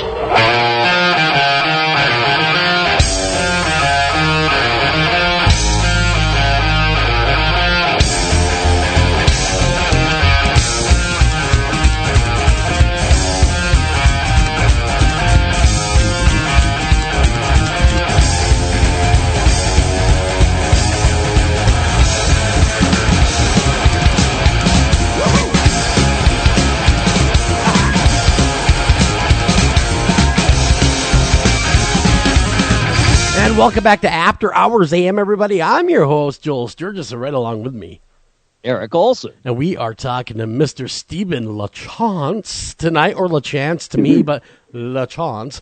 And we are uncovering, he wrote a cool new book, everybody. And it's about The Exorcist, all right? Not The Exorcist you know. I'm not talking about The Exorcist you know. I'm talking about The Exorcist case you probably don't know. And that's Confrontations with Evil. And one thing I was curious about when we were talking, Stephen, is did the child that suffered the exorcism, did anybody ever offer or even make him go under hypnosis to relive what he went through? So maybe he could give an idea to what had happened inside of him while this is happening. No, but, that would be a cool thing. Or would it? I mean, well, it depends on your perspective. You could actually bring something back at that point too. I mean, you got to be really careful. That is true. That might open the floodgate, so to speak, to bring it right back in, and there you are, back in that same boat. There's a moment in our hunting that I can't remember. Mm-hmm. And it's been suggested before that I go under hypnosis, and I imagine he feels this way, because I would tell you, no, I don't want to remember it. If it's something horrible, it's best just to leave it alone. It very well could be repressed memories because it is that horrible. You're absolutely right. Why would you want to relive that again, and maybe possibly bring whatever it was back to the forefront? And make it relevant in your life again, which could open yourself up, this individual, to being possessed again. Because, of course, acknowledgement is power. Absolutely. Coincidentally, since you were involved with a documentary that was featured in the Supernatural box set, that is a recurring theme on Supernatural. Remember, Sam has no memory from when he's in hell being tortured all that time. And Dean doesn't remember when he was the one in hell doing the torturing. And, that's something that's recurred over the years on that very show. That show, when we worked the 5th season and we did the thing for the box set, and they asked us a lot about what we had been through, what we had lived through. They really, really wanted to portray things in a realistic manner as much as they could. Obviously the stories go kind of crazy, but there's a kernel of truth in what they do. I think they do a pretty good job. Oh, I think they do an amazing job. I've heard it said absolutely dead seriously. Yes, of course. The plots often veer into what we would think of as fantasy. But the nuts and bolts, the machinations, how do they deal with these different entities, and how do they know what's what, and what, the actual spells and the substances and all of that. I've heard it said many times, you could literally know all you need to know, or at least a significant portion of what you would need to know as a paranormal investigator from watching Supernatural. Yep. Very cool. Be careful there. Yeah, I was going to say, I don't know, Eric. I don't know. But no, it's very, very good show. It's very entertaining. And I find it to be one of the more entertaining, loosely paranormal shows, because it's a drama. It's a good show. I mean, it's meant for entertainment. And it's right up there. It's very good. Now, I got to ask you, though, when the mother's going, where's the aunt's money? Did the clergy step in and say, hey, listen here, you money grubber, cut it out? No, it doesn't say that in the diary. Now, who knows if he did or not? I would imagine the priest would. Or did he stop and say, give 10%? No, sorry. Well, he does bring reinforcements, and that's when the Exorcist, Father Baldwin, is brought in. Okay. So obviously he realizes now, if a priest standing there looking at that, and seeing it and knowing how these things work now, most priests would at that point go greed. And greed is, one of the original sins, which leads into all sin.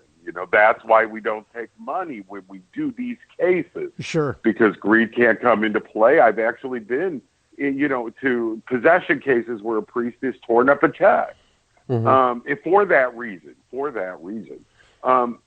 So greed is something that will eat people alive. So I can't imagine him standing there and not, but he had to have been looking at it at that point and realized that the hook was the greed. Now, the interesting thing is, and everybody's going, well, the boy was possessed. Well, understand this. Many times when we see cases of children under possession, which there was a case just a couple of years ago here in St. Louis where a young girl was speaking in Aramaic, by the way. I mean, it happens a lot. So when we see a child under possession, usually the target of that possession is not the child. Usually the target of the possession is the parent. And the reason for that is more than not, it hooks them in because at one point it wants the parent to give over. It wants the parent to do that one thing, which is take me instead of my child, right? Yeah. Well, she has a nervous breakdown eventually, and she goes away for a little bit. I imagine they probably put her away a little bit. But, and the father steps in, and the father's much more of a solid parent figure. But, what that priest had to be seeing at that moment was, this is greed. This is where it is. And it was enough to tell him that he needed to bring in an exorcist, and that's when Father Bothern comes in. Now, where was the boy's... We can have a whole conversation about him, huh? Where was the boy's father at this point? The actual father? I understand this father, by the way. I got him right away because I kind of was like him because when the scratching noises and stuff started, he thought he had rodents. Yeah, I would too. So he has the house look for rodents. He was always he seemed like he was the type of person that was always looking for the logical explanation, just like I was. I was the same way. Yeah. But when he doesn't come to St. Louis with them. It's later that he comes to St. Louis when he realizes the boy's in serious, serious trouble. And he shows up, and it's such a cool moment when he shows up because there's a part of the diary where he is dressing his son for bed in his pajamas, And shortly after that, though, he is holding his son down as his son screams obscenities at him and is trying to hit him and spit at him, so that is the kind of thing that you would see with this dichotomy of, the child and then the monster, that you would get those two things. And it was really interesting to see his reaction and his resolve to help his son. Would he flip on a dime? The possessed? I mean, is that one of the hallmarks of possession? When you look at possession's very transient. I mean, it comes and it goes. I mean, there was times when he would be into these fits, and then he would break into this beautiful singing voice that wasn't his, and he would sing Old Swanee or The Old Rugged Cross or whatever. And he would switch, and then he would be spitting, and things would be flying around the room, and he would be cursing. And then he was a regular boy playing Monopoly. That's how things go. And to understand possession, though, that should have told everybody that he was really, really under something when it goes from that extreme to the other. Yeah, well, Father Andrew Calder one time, before he, of course, he's no longer with us anymore, but he told me when it was totally up there and we were talking about possession. And I was working on cases many years ago where I thought I ran into a possessed person. And, of course, I was sent his way. And he likened it to really kind of like, let me put this, kind of like Alzheimer's disease. Mm-hmm. They're not always under the influence of the oppression or the spirit or the demon or whatever you want to label it as. It comes and goes. They'll have these moments of clarity, and they're normal. You would swear that, hey, everything's fine. Look at Joel over there is working. He's just fine. And then nowhere it'll hit like a ton of bricks. They're screaming, yelling, super strong, just going crazy. And then after that is done, they'll go right back to being normal. Mm-hmm. And that was explained to me. I was thinking, my Lord, how can that even be possible? And then he explained to me he watched a 10-year-old girl throw a 300-pound man around like he was nothing. Absolutely. The strength comes from, I was attacked by a possessed person with strength like that. Let me tell you, it's not a pretty thing. Yeah. In this case, I mean, he was able to, a crucifix flew across the room at one point and it stuck into a wall. Yeah. Yeah. Well, that's on its own. Yeah. I mean, for anybody else any paranormal investigator that were to see that happen, you got to know you're above your head and run. Get the hell out of there and contact people that know what they're doing. Absolutely. But that doesn't always happen, does it? No, it doesn't always happen, and that's where things go completely wrong, and it gets worse. And then you got more people, because it really is, possession can really be like a disease. It goes, it starts in one spot, and then it can filter out, so then you got a whole team that is dealing with stuff, and it gets really nasty and not too good. Yeah. And that's the thing is I do believe that a lot of times you have been called in and other people have been called in to do cleanup work after things have gone wrong with other people trying to intervene that weren't qualified to do so. Is that the norm, or are there a lot of people who are smart enough to get a hold of people that know what they're doing?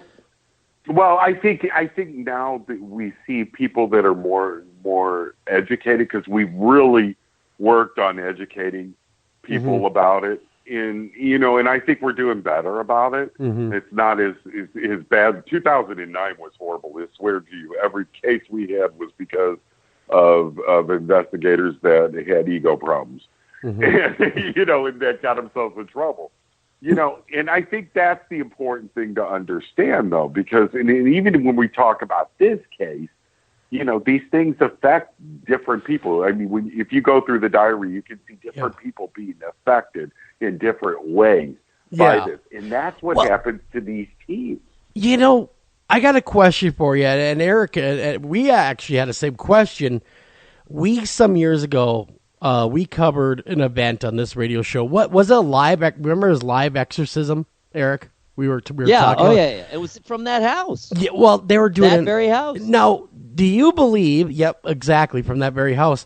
Do you believe doing a show like that? Obviously, I'm not, throwing any doubt on them. I'm not saying it was wrong. I'm not saying anything. I'm just asking. When you have that much consciousness going to this case, going to that demonic, is there ever a risk that it's going to rear its ugly head? Because now it's getting acknowledgement again.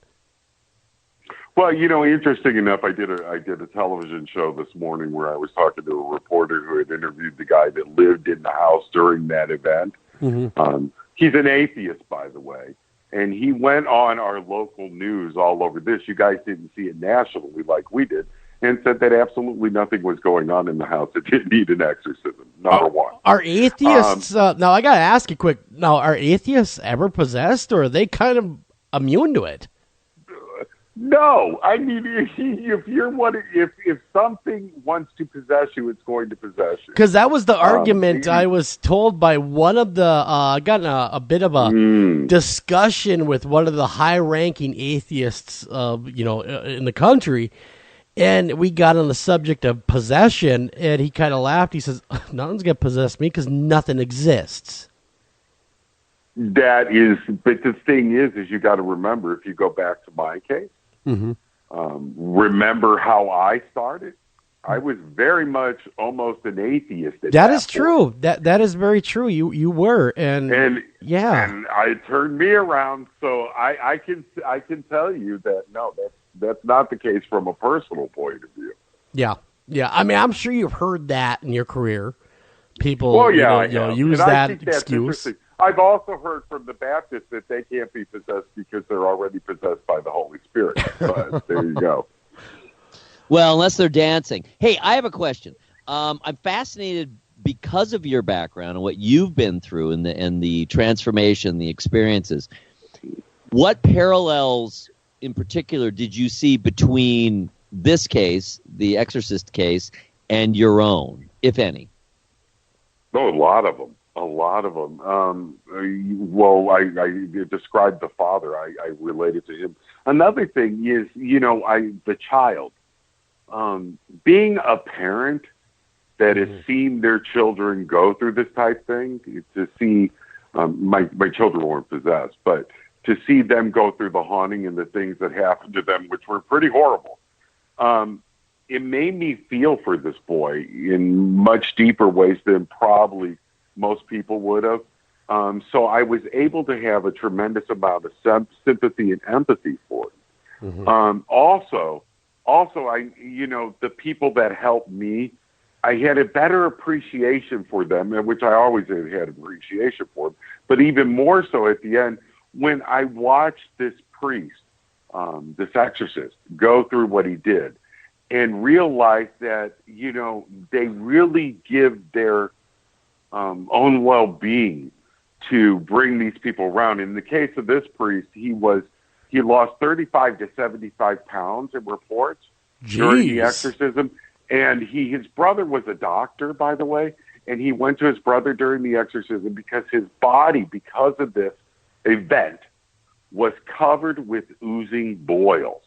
Ugh. So there is a moment in the diary when he is kneeling next to the bed and he is praying for the boy. The boy is just absolutely, saying the most horrible things. And I just had the vision of him praying there, thin, frail, with these oozing boils on his body, but giving everything he had because his resolve was he was going to save this child. Yeah. And it really gave me an appreciation for people that helped me because they were willing to make that sacrifice as well. Now, it's pretty serious stuff. That is very serious really stuff. Putting the well-being of others ahead of you. That is a man of God. That is the very definition. Absolutely. That's a tall order. Absolutely. I mean, it's a true calling. It really is to put someone in front of you that's virtually a stranger. That's got to be hard. And of course, in the movie, it's an old priest, young priest, and the young priest ends up, spoiler alert if you haven't seen the movie from 1973, I'm sorry, but here we go. He jumps out a window after he is possessed. Was there any deaths associated with this case directly? Not directly. Okay. That we can tell you. People were affected. They stayed affected the rest of their lives. There's part of it that I can't tell you now because, you got to buy the book. That is like, it goes to the last chapter of the book, and I don't want to give that. Yes. It really yes. will. And I'm not just being one of those people that's like, no, it really will ruin the book for you. Okay. But people carry it with them. Father Balder, I did a book signing just recently, give you an example. And one of the people in the book signing went to the Catholic high school, which is St. Louis University Catholic High. And Father Balder, was on that campus. And they kept him away from the children. And the children were told if he was to walk by to not even talk to him. But, and the thing is in other things that I've read, Father Bowder was walking down a hallway right before Mass, and one of the college students seen him struggling and holding against the wall. And he went to the president of the college, and he said, I just saw Father Bowder, and I think he might be drinking. And the president of the college said, no, he's not drinking. He did that exorcism a few years ago, and you'll see once he gets to doing the Mass, he'll be better. And he was. So there's very good evidence to suggest that he carried with him. And I also use some examples. I pull in Father Malachi Martin, explaining how these things do affect people and they stay with them for the rest of their life. Well, you've attended exorcisms. And yes, a good friend of ours, Bill Bean, has attended several. And, of course, the guy I turn to and a lot of people turn to is, of course, Bishop James Long. And everybody, all of my friends, and you included there, have all told me it's not for the faint of heart.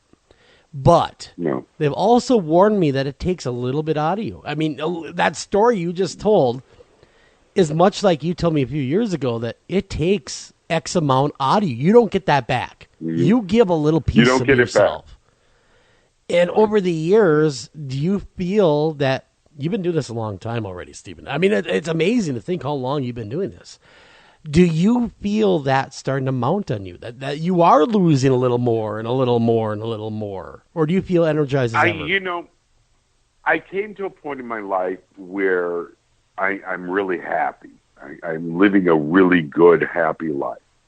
And when that came up, I started realizing the pieces of me that I was leaving behind because of these. So now I more or less just consult for that reason. It comes to that point when you have to realize, it's you're for your own well-being. Yeah. I'm not a father Bible. I can't go that route. But, but I do know the people, and I do know where to send people for help.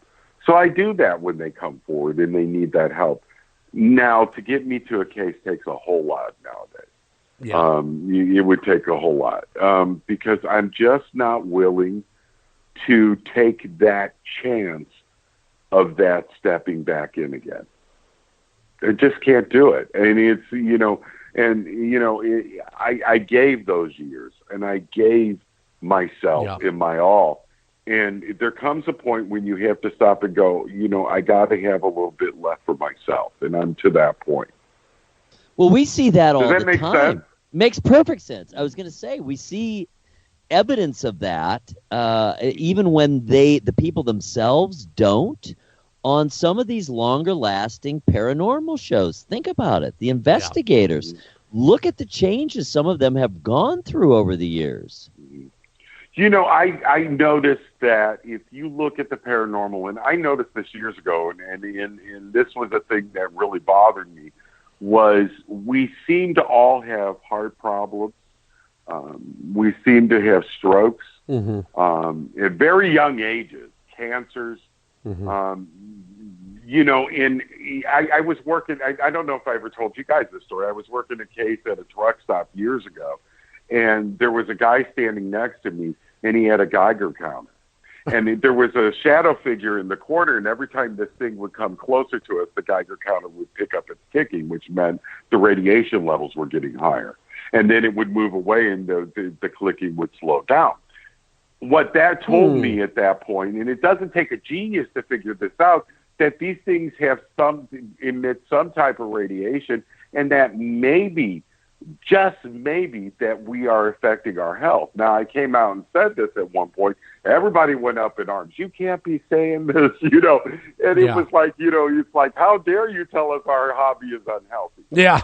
But How the truth dare of the you? matter is, right, but the truth of the matter is, as I look at it, I was at an event where we were in a hospital, and, I left with heart problems.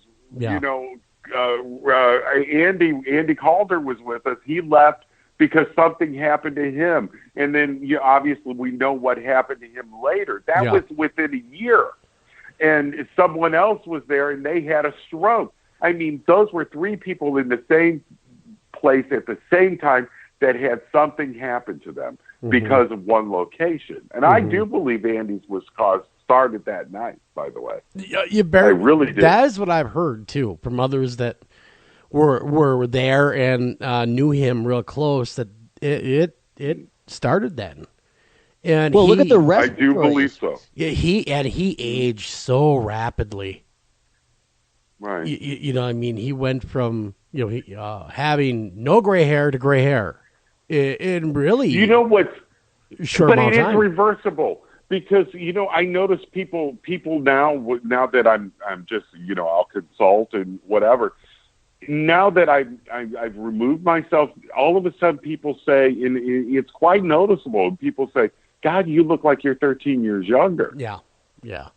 And I believe reversible. that. Yeah, I really believe that. But Steve, we're at the end of the show. Can you believe the hour just flew right by? So what'd you tell everyone? I know, it flew, guys. It's always fun. We always have these great discussions when you come on. Well, tell everyone to get this new book. Well, it's available worldwide. You can go to Amazon, you can go Barnes & Noble, Nook, Kindle, anywhere you go to the bookstores, independent bookstores. I always push independent bookstores. You can go out and get it, and if they don't have it, they can order it for you. It's available worldwide. The UK, you name it. And, of course, make sure you check out StevenLaChance.com for more information, read up on things. It's a really cool website, very well put together. I like it a lot. In fact, I'm staring at it right now. I really like that website. And, Steve, thanks so much for coming on. I really appreciate it.